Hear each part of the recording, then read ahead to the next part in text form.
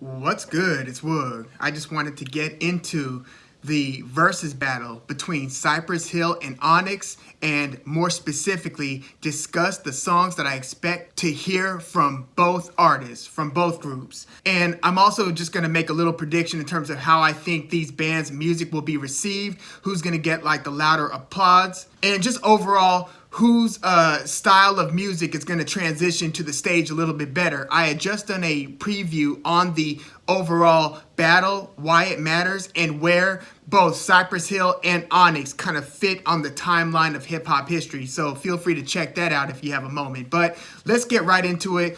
I'm going to start off with Onyx, then get into Cypress Hill. And Onyx is kind of interesting because both of these bands have very unusual deliveries. You've got Onyx, where they kind of ushered in the scream at the top of your lungs, slam dance, hardcore hip-hop, rugged style, where, I mean, you listen to early Fred Rose Starr, and he is literally screaming at the top of his lungs throughout his verses. Sticky Fingers had a little bit more of a menacing style, but in the earliest stuff, especially on that Back the F Up 1993 debut album, he was yelling a good amount too, as was, Sonny Caesar. But, it looks like only Sticky Fingers and Fred Rose Starr have been operating as Onyx for the past, several years. So I think we're only going to get them two on the stage. Their other member, Big DS, rest in peace, passed away several years ago. But yeah, very unique delivery for Onyx, as is the case with Cypress Hill. You had Be Real, who, was the latest member of the group. It was actually Mellow Man Ace. That was Sendog's brother. Mellow Man Ace, one of the pioneering Latin MCs, Latino MCs to emerge from LA. Him along with Kid Frost kind of kicked that movement off. Very different styles. But yeah, Mellow Man Ace had very early success. They used to have a totally different rap name as a group. It wasn't, Cypress Hill. It was like Devastating Vocal Excellence or DVX, something like that. But yeah, it was Sendog who was kind of playing hype man to Mellow Man Ace when Mellow Man Ace was having some early success on the Delicious Vinyl record label. And DJ Muggs was like the producer, and he was also producer for Rap Syndicate. There was like a whole collective going on. Everlast came from Rap Syndicate. But then DJ Muggs, who also later would be mentor to a lot of producers like, Alchemist was a part of DJ Muggs' Soul Assassin crew. So if you look at the pillars of Cypress Hill, it's DJ Muggs, Mellow Man Ace, Mellow Man Ace's brother Sendog, and then they brought Be Real in, who started emerging as like the chief songwriter while working on his vocal styling, and eventually landed on that style that he developed and that we all came to recognize. But yeah, Onyx, they were definitely trailblazers in their kind of rugged style, sort of like Naughty by Nature, even though Naughty by Nature came a few years earlier. First in 1989 under the name The New Style, and then again in 91 under the name Naughty by Nature when they released their self-titled Naughty by Nature album, which featured the hip-hop classic OPP. And then Naughty by Nature came again in 93 with 1993. That was the name of the album. That's the one that featured Hip Hop Hooray. And that, 93, was the same year that Onyx debuted with Back the F Up, the album. So I think that they're going to have that Back the F Up intro where they're just like, back the F up, which leads into Bitch Ass Niggas. And I think that they're going to play that song as well because, again, that is their debut album, and Itch Ass Niggas was their track 2. So I expect to hear that. I expect to hear track 3 from that same Back the F Up album, Throw Your Guns. That was just throw your guns in the air and buck like you just don't care. Like, Onyx was bringing an undeniable energy that was pretty much unrivaled at the time. I mean, I'm trying to think of other MCs or groups that, were yelling to that degree. MOP would be one of them, and then early Busta Rhymes would be another one. And, I always thought Sticky Fingers lyrics were underrated because Onyx is usually synonymous with that rah style, with that just very intense, I'm just gonna do this, very threatening, violent hip-hop style that I think that a lot of the clever verses, especially from Sticky Fingers, kind of went under the radar. But like even as far back as 93 on that song, Throw Your Guns, you know, Sticky Fingers had the line, what's mine is mine and what's yours is mine. Like basically I'm gonna rob you, you know?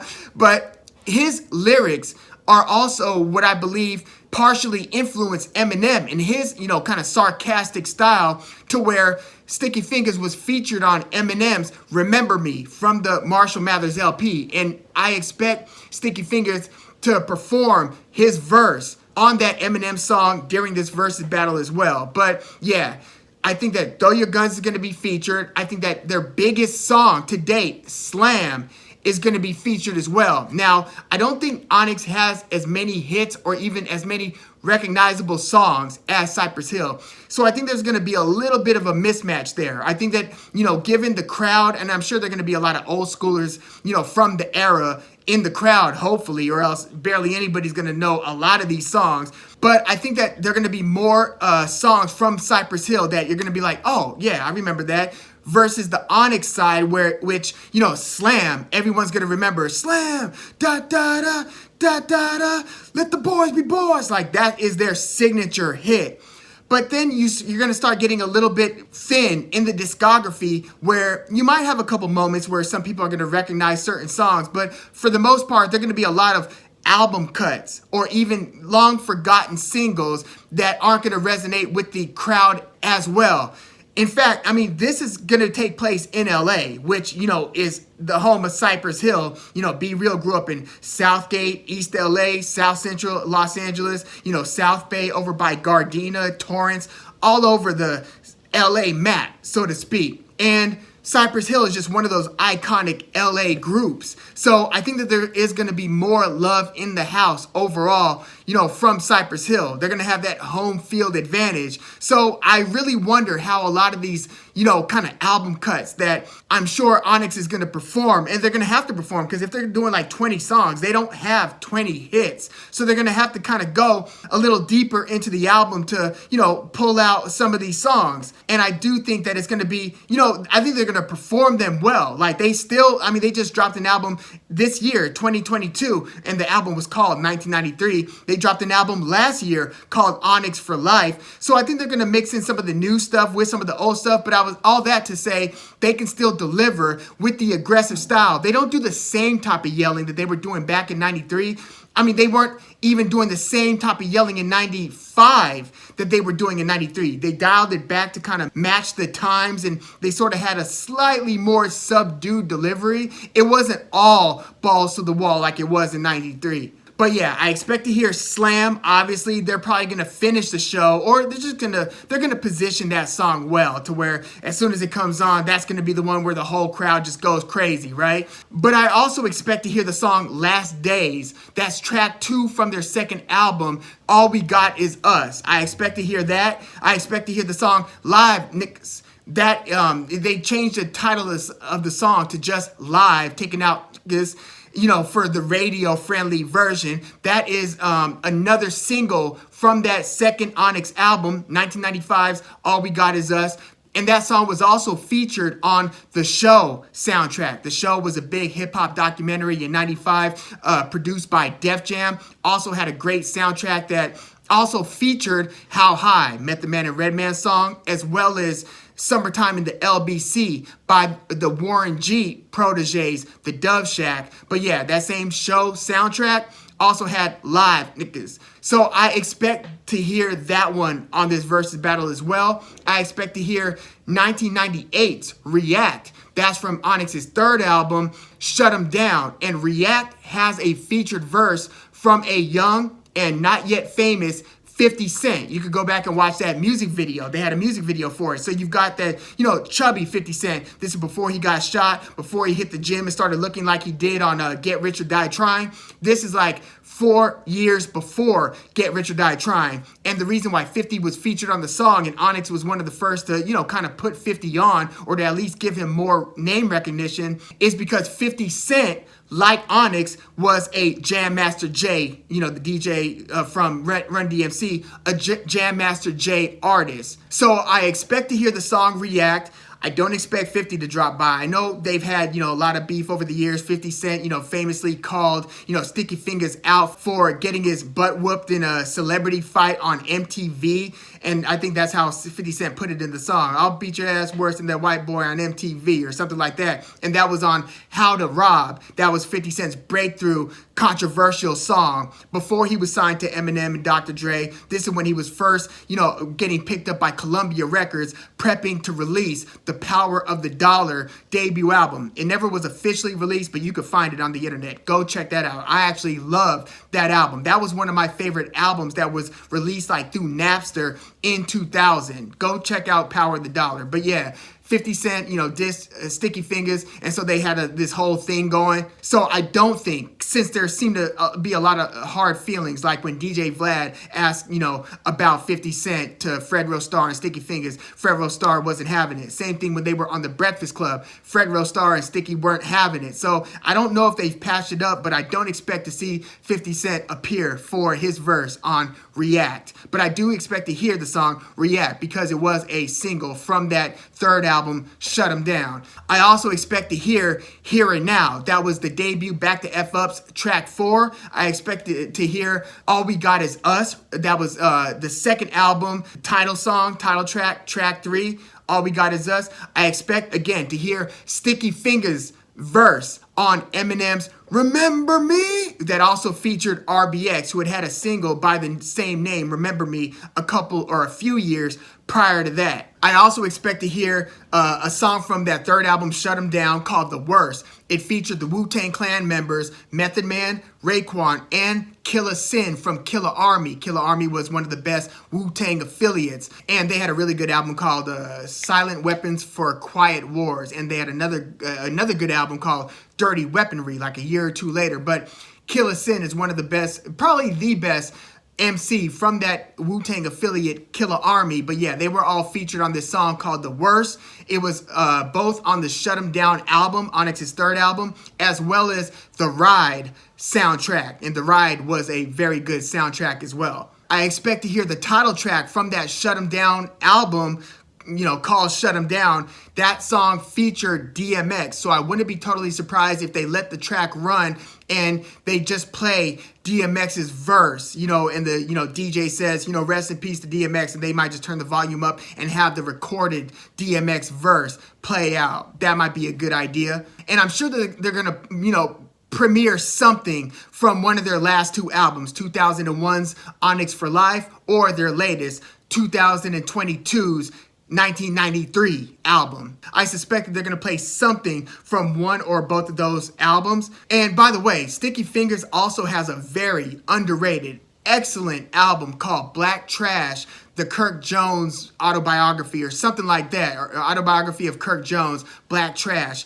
Go look that up. It's a 2001 solo album from Sticky Fingers. That was one of the best rap albums of 2001. Seriously, one of the more underrated albums I could think of. It should have gotten a lot more exposure, but it got rated very well, I think, by the Source magazine. But yeah, if you get a chance, check out that Sticky Fingers solo album, Black Trash. But beyond those songs that I just mentioned, I don't really know what else Onyx is gonna play. They do have other album cuts that hardcore fans of Onyx will appreciate, but I don't know what else will capture the wider audience, But let's get into the Cypress Hill side, and I expect from their debut album, they're gonna play How I Could Just Kill a Man. That was the second single. The first one was the Funky Feel one, which sounds a lot more old school than, the production styles were changing a lot in a short period of time. So DJ Muggs, by the time he produced How I Could Just Kill a Man, he had kind of refined his style to kind of create that woozy vibe that's so synonymous with Cypress Hill, just kind of stony, but using the samples and kind of creating a driving drum rhythm, not too dissimilar drum-wise from Public Enemy's production crew, The Bomb Squad, which also produced Ice Cube's debut album, America's Most Wanted. Now, The Bomb Squad was actually a influence to DJ Muggs' production style. But yeah, How I Could Just Kill a Man, I expect to hear that. I expect to hear their first single again, the Funky Feel one. I expect to hear the song Sawed Off Shotgun, Hands on the Pump, Sipping on the 40, Smoking on the Blunt.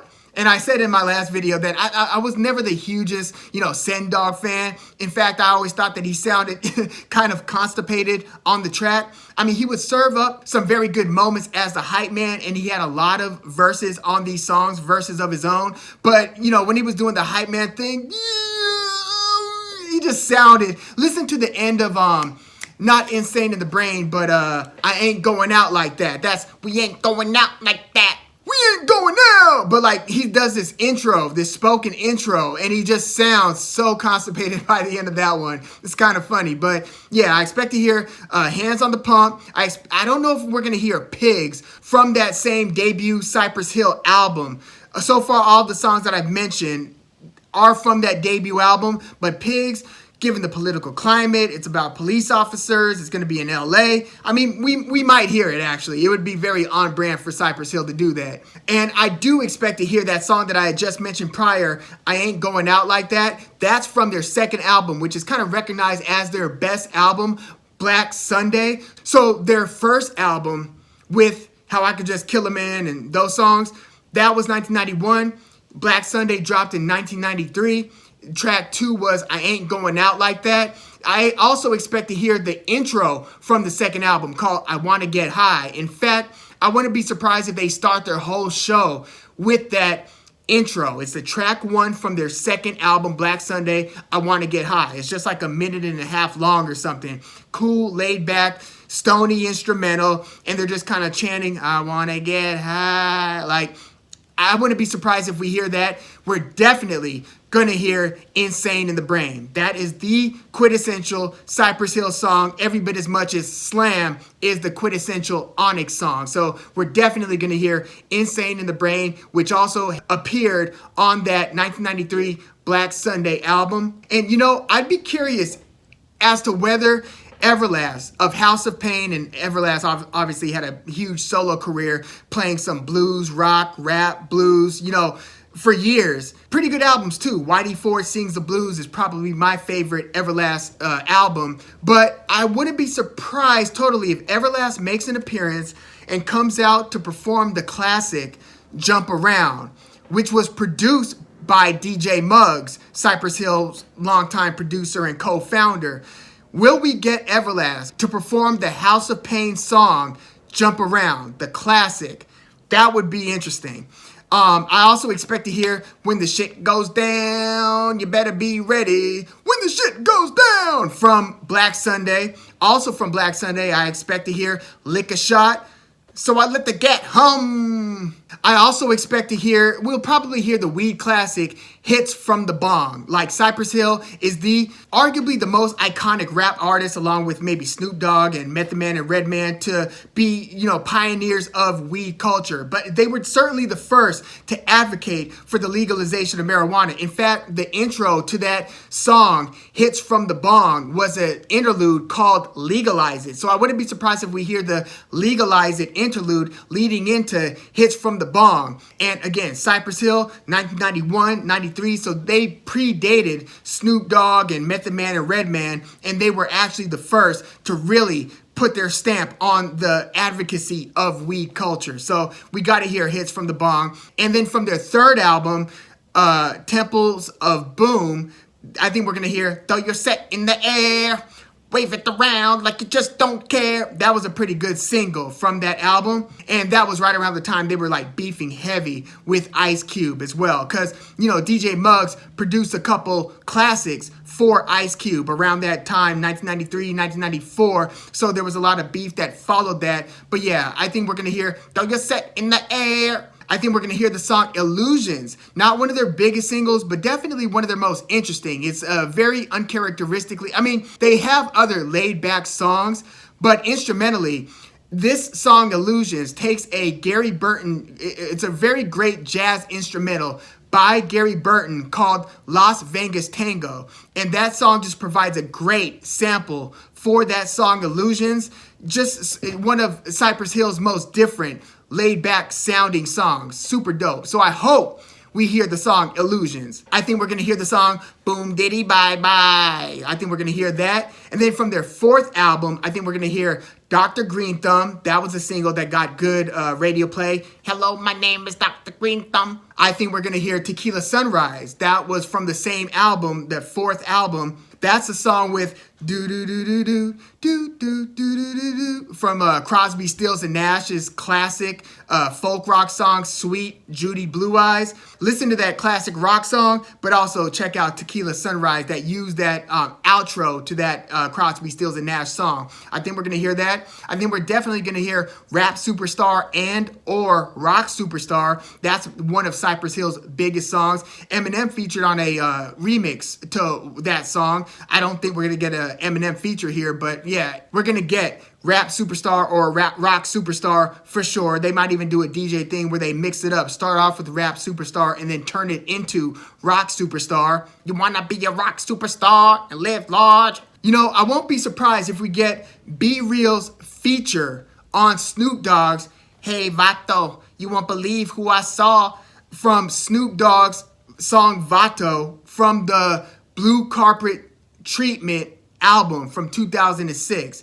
I think Be Real might have just done the hook on that one, but I wouldn't be totally surprised if he does it. And hey, since they're in LA, why don't we get a Snoop Dogg feature? I mean, that one makes a little bit more sense to me than expecting 50 Cent to come out for Onyx's React or for Eminem to come out for, you know, Cypress Hill's Rap or Rock Superstar. It would be cool if we actually get a Snoop Dogg feature. It might be asking a lot, but to get him to come out and perform Hey Vato where Be Real does the hook. He being Be Real, also did a dope feature on Outkast's song Explosion from Stankonia in 2000. That was the fourth Outkast album. So, you know, Be Real had a really nice verse on that song. So we might get that Outkast feature. Not Outkast coming out to perform with Cypress Hill, but, you know, Cypress Hill or Be Real performing his verse from that Outkast song. And then a few years before that, Be Real was on a song Hit 'Em High from the Space Jam soundtrack, the original Space Jam, not this recent redo.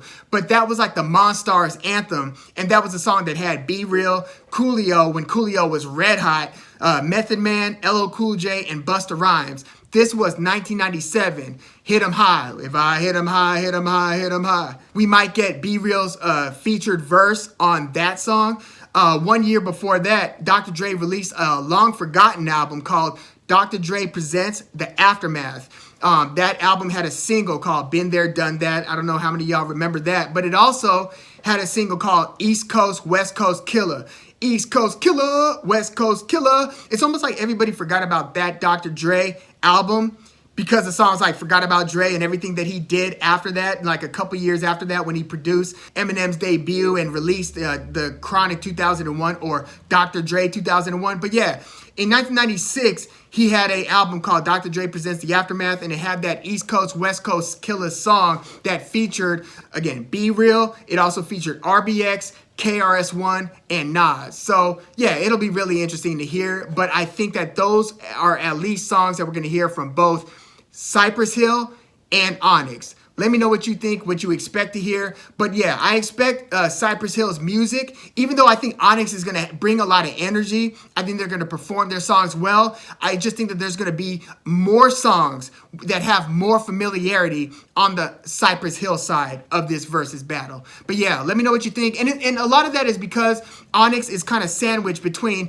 the 1988 golden era and the gangster rap, and then the New York era that started with Illmatic and had like B.I.G.'s Ready to Die. I guess you could say like 93 kind of kicked that off, and Onyx did debut in 93, but the yelling part of hip hop wasn't as prominent after 93 when you got into like the 95 styles and 96, the Bad Boy era and so forth, the Wu-Tang Clan era.